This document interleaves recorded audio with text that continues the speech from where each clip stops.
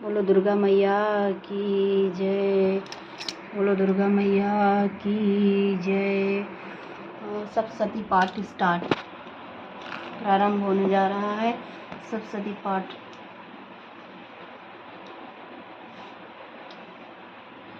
बृहस्पति जी बोले, हे ब्रह्मांड, आप अत्यंत बुद्धिमान और चारों वेदों को जानने वाले हैं, श्रेष्ठ है।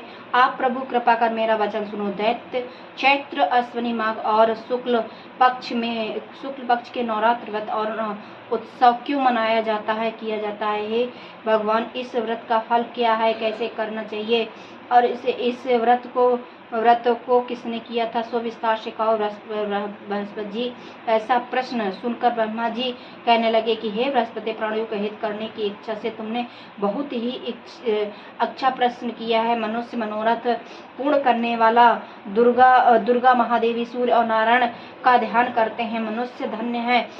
यह नवरात्र व्रत संपूर्ण कामनाओं को पूर्ण करने वाला है। इसके करने से पुत्र चाहने वालों को पुत्र, धन चाहने वालों को धन, विद्या चाहने वालों की विद्या और सुख चाहने वालों को सुख मिलता है। इसलिए इस व्रत को करने से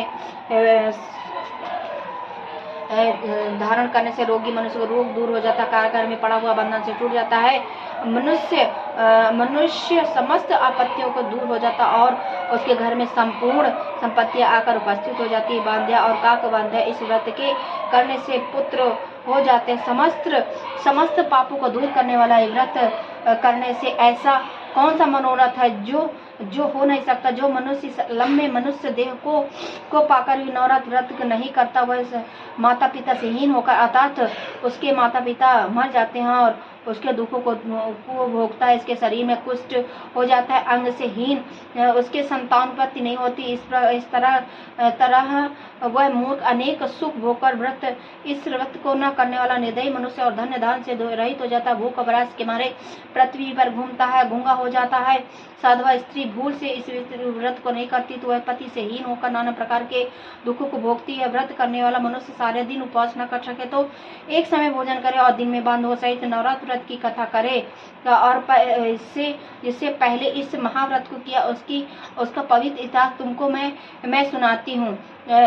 तुम सावधान होकर सुनो। इस प्रकार ब्रह्मा जी वचन सुनकर बृहस्पति जी बोले, हे ब्रह्मांड, मनुष्यों का कल्याण करने वाले व्रत महात्म इतिहास को मेरे लिए कहो, मैं सावधान होकर सुन रहा हूँ।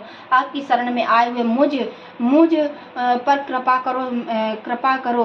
ब्रह्मा जी बोले, पीठक नाम के मनोरथ नगर में एक अनाथ नाम का ब्राह्मण रहता था। वह भगवती दुर्गा का पूजन करता था।